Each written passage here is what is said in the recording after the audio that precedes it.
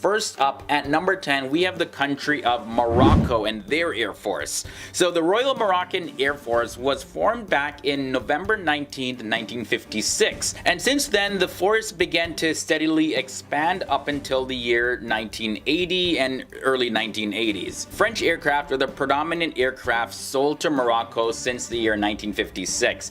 And they estimate that the total value of French aircraft that was sold between 1974 to 1982 to Morocco was valued at $1.5 billion. Well, miraculously $1.5 billion to $2 billion, somewhere in between there. Now, Morocco's total aircraft strength is at 291. They have a total of 61 fighter aircraft, also 61 attack aircraft, and they have 31 transport aircraft, 79 trainers, and their total helicopter strength is at 113, and they do not have any attack helicopters. Next country to look at is Iraq. So the Iraqi Air Force, or the IQAF, also known as the IRAF, was founded on April 22nd, 1931. Now, before the creation of this new Air Force, the RAF Iraq Command was in charge of all of the British Armed Forces elements inside the country of Iraq in the 1920s and the early 1930s. It's responsible for policing international borders as well as surveillance of national assets.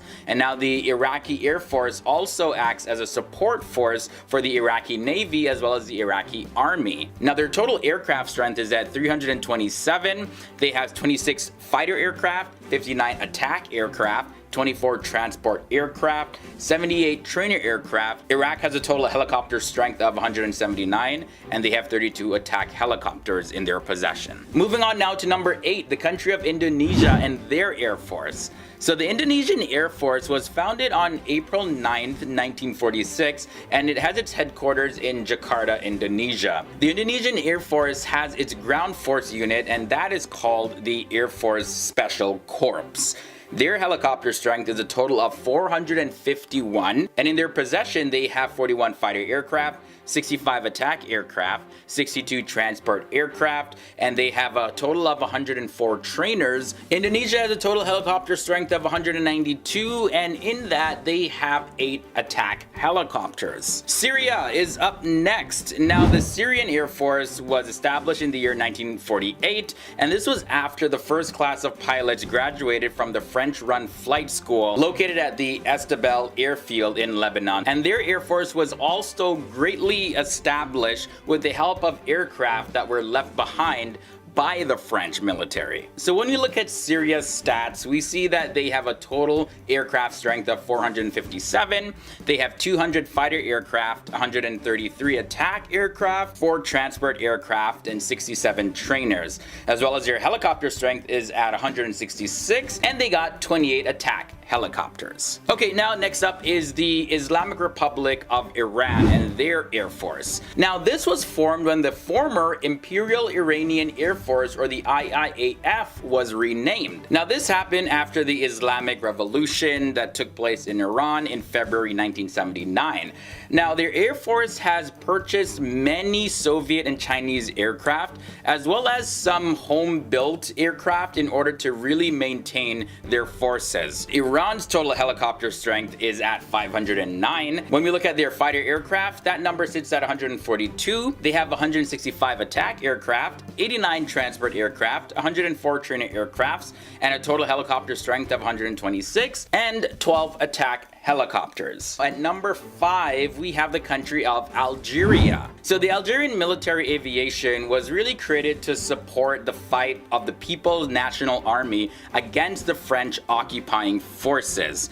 Now, this came as part of the decision of the Summum Congress that was held on October 20th, 1956, and that's when the recommendation of a long-term plan to form a modern army was pitched. Their fighter aircraft total at 103. They have 113 attack aircraft, 58 transport aircraft, 85 trainers, 284 is their total helicopter strength, and they have 46 attack helicopters. Now, number 4, the next Air Force we're looking at is the Royal Saudi Air Force, or the RSAF. Now, this was founded in June 1916.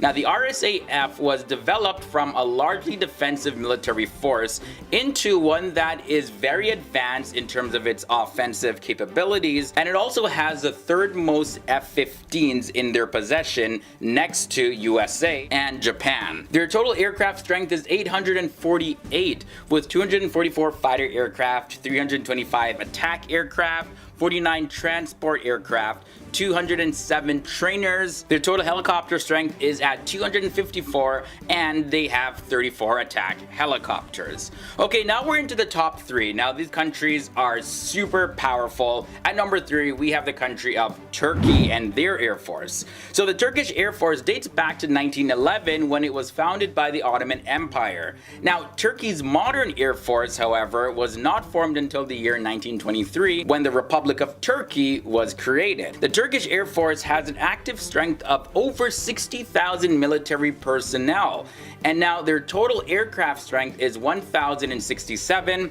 They have 207 fighter aircraft, also 207 attack aircraft. They have 87 transport aircraft and 289 trainers, as well as a total helicopter strength of 492 and 94 attack helicopters. Moving on now to number 2, it's the country of Egypt and the Egyptian Air Force. So the EAF was part of the Egyptian army in the year 1932, and then from there it became an independent service branch in the year 1937. Now, the Air Force's motto is higher and higher for the sake of glory. And now they live true to that because they're ranked number 2 in the Muslim world. The primary role of the EAF is the air defense of Egypt, and their secondary role is their strike as well as army operations support. The EAF also provides official government transport as well as carries out international search and rescue operations in the Red Sea as well as the Mediterranean Sea and different parts of the desert. So their total aircraft strength is 1,092.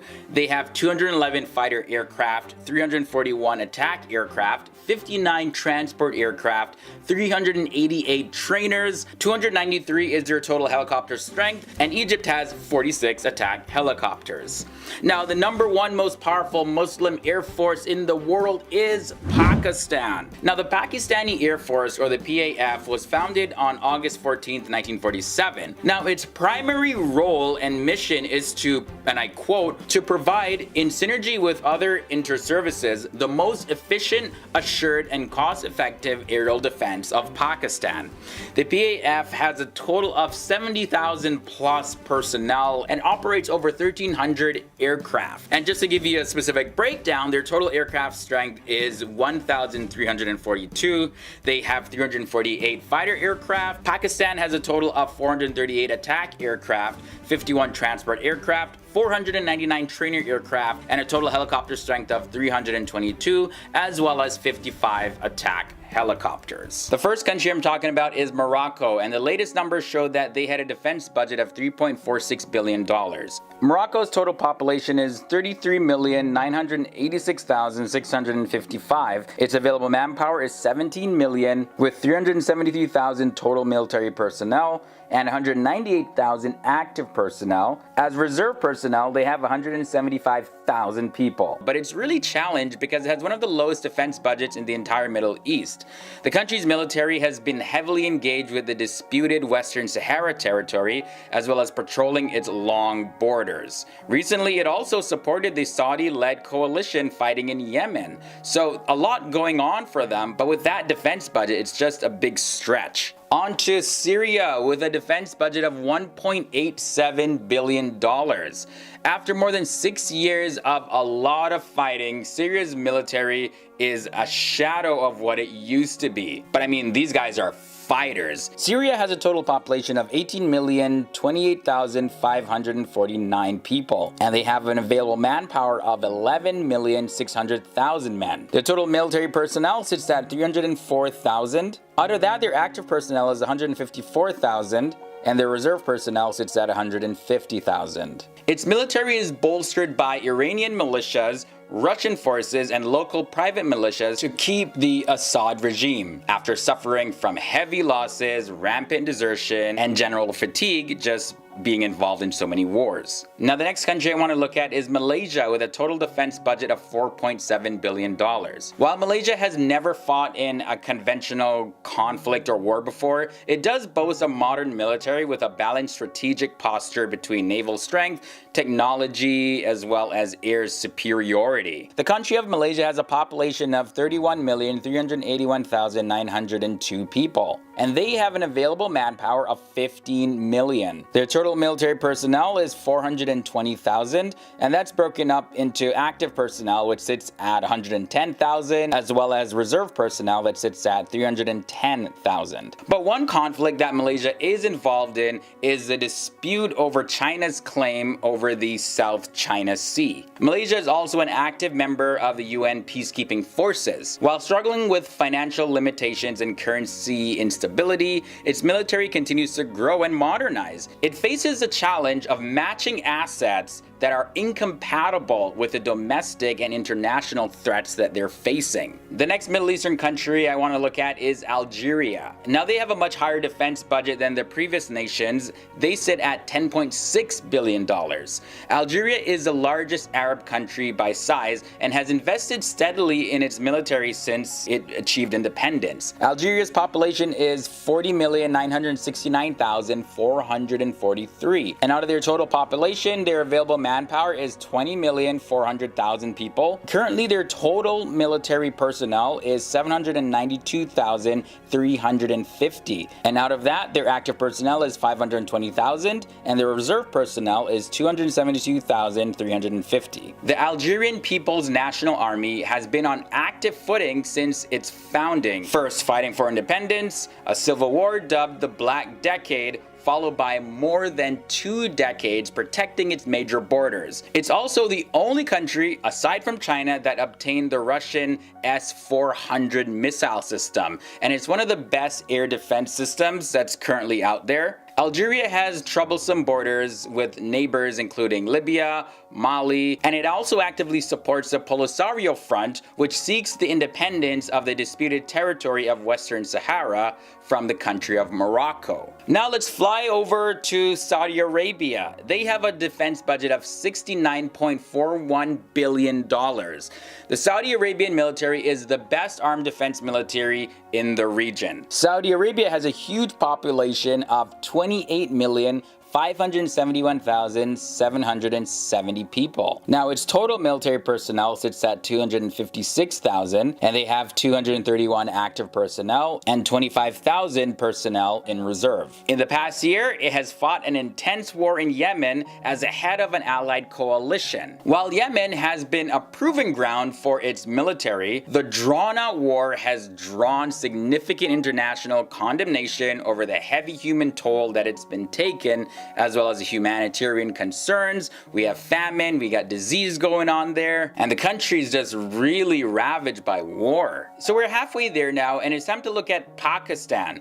Pakistan has an estimated defense budget of $7 billion. Pakistan's military is very robust and it has a long-standing military tradition. And in recent years, it has leveraged stronger engagement with Saudi Arabia and China to modernize its forces with heavy military technology exchange and weapons development. The population at Pakistan is an estimated 204,924,861. Their total military personnel is almost a million at 919,000 people. And when you break it down, 637,000 are active personnel and 282,000 are reserve personnel. When you look at Pakistan operationally, Pakistan boasts one of the largest armies in the region with a strong combined arms doctrine supported by a powerful intelligence service and a consistent drive to develop defense industry capacities and manufacture modern firearms and ammunition. It is also one of the few countries in the region with nuclear capability. The Arms Control Association puts Pakistan's nuclear stockpile at about 140 weapons. So with that number, they have the 6th largest nuclear arsenal in the entire world. Now I want to look at the country of Indonesia. They have an estimated defense budget of $6.9 billion, with Indonesia set to become the world's fourth largest economy by the year 2050. Its military continues to grow in leaps and bounds. Aside from its active duty personnel, it is home to an additional 281,000 paramilitary personnel. So that's a lot of people. Indonesia has an even larger population than Pakistan, sitting at 260,580,739 people. Their available manpower is 130 million, and their total military personnel sits at 975,750. Their active personnel is 435,750 people, and reserve personnel is 540,000. When you look at their manpower, their economy, and their political clout, that's more than enough to ensure internal stability and growth. Recently, Indonesia applied for an anti-access area denial, which is commonly called an A2D2 strategy, and that gave Indonesia even more leverage over its neighboring countries. Indonesia's modernized capabilities may in fact be the precursor to larger regional ambitions in its future. We have three more nations to look at, and the third final one is the country of Iran. Iran has a defense budget of $14 billion. With more men in arms than any other country in the Middle East, with an additional 125,000 in its Islamic Revolutionary Guards Corps. Based on the latest estimates, Iran's population is 82,021,564. And out of their total population, they have 47 million people as available manpower. Now, their actual total military personnel sits at 934,000, and that's divided into active personnel, which is a total of 534,000, and reserve personnel at 400,000. Iran has also been able to effectively manage large militias while aligning them with its overall powerful military posture through tried and tested embedded officers and leadership. Over years of sanctions, Iran developed a significant national defense industry and made major progress towards becoming a nuclear state. And their armed forces just proved to be very strong. Iran has even provided extensive technical and military support to the Assad regime in Syria, as well as support in Yemen. The second last country that I'm looking at is Egypt, with a defense budget of $2.7 billion. Egypt has a total population of 97,041,072 people. Their available manpower is 42 million. Egypt's total military personnel is at 1,329,250, with 454,250 as active personnel and 875,000 as reserve personnel. With the rise of the president Abdel Fattah el-Sisi, the Egyptian military has been given free rein to expand and embed itself in nearly every aspect of Egyptian society, on top of having a larger defense budget, tax exemptions, and lucrative private contracts. The Egyptian military has made major progress in modernizing its military since Sisi took power, with gradual procurements of new state-of-the-art weapons, as well as revamped supply chains and more attention given to its navy. Egypt is still struggling, however, to deal with the insurgents in the Sinai Peninsula for several years. And the last but not least country that we gotta look at is the country of Turkey. Turkey's defense budget sits at $10.2 billion. The total population of Turkey is 80,845,215, and they have an available manpower of 41,640,000 people. Their total military personnel is at 710,565, with the active personnel at 350,000 and reserve personnel at 360,565. Turkey's armed forces have been active for a number of years. On top of its heavy presence in Syria, Turkey has developed a strong defense industry, manufacturing autonomous armed drones, state-of-the-art cruise missiles. On top of that, a cutting-edge indigenous battle tank and battle-tested attack helicopters ready to roll. While Turkey ranks as the strongest military force in the Muslim world and the Middle East, it was also ranked in the 9th spot overall, like for all the countries in the entire world. First nation I'm going to start off with is Turkey. When it comes to the Turkish army, sources trace the army's foundation back to the Modu Chanyu of the Xiongnu Empire in 209 BC. But of course, modern history of the army began after the collapse of the Ottoman Empire. Now, numbers as recent as 2015 report that the Turkish army, along with the rest of the entire Turkish military, have seen a huge growth in their personnel strength, and these numbers are comparable to their strength back in the 2000s. A big contributing factor for this type of growth is the destabilization of Syria as well as Iraq. Now, the Turkish army's motto is peace at home, peace in the world. Turkey's total combat tanks are 3,200. They have a total of 9,500 armored fighting vehicles. Their self-propelled artillery sit at a total of 1,120, and they have 1,272 towed artillery and 350 rocket projectors. The next nation's army I'm looking at is the nation of Pakistan. So the Pakistan army is a volunteer service, and their primary objective, as well as its constitutional mission, is to really just make sure that the national security and the national unity of Pakistan is really kept in check. It conducts a lot of humanitarian rescue operations at home, as well as participates in a lot of peacekeeping missions which are mandated by the United Nations overseas. Now, the two main branches of the army are the combat arms and the administrative services. All of them consist of several different branches that include army officers, junior commissioned officers, as well as other enlisted personnel. Their motto is a follower of none but Allah, the fear of Allah, strive for Allah. Pakistan's army has 2,200 combat tanks, 3,665 armored fighting vehicles, 429 self-propelled artillery. Their towed artillery count is 1,226, and they have 150 rocket projectors in their possession. The next nation to look at is Egypt. So the Egyptian army is the largest service branch within the Egyptian Armed Forces. The Egyptian Armed Forces Chief of Staff's office is in Cairo, and he's the Chief of Staff of the entire army. There's 3 command and control headquarters and 9 command and control field headquarters, and they're directed from the Chief of Staff's office. The most notable engagements of the Egyptian army, these all happened in the 20th century, and they were Egypt's 5 wars with Israel in 1948, 1956, 1967, 1967 to 1970, and also in 1973.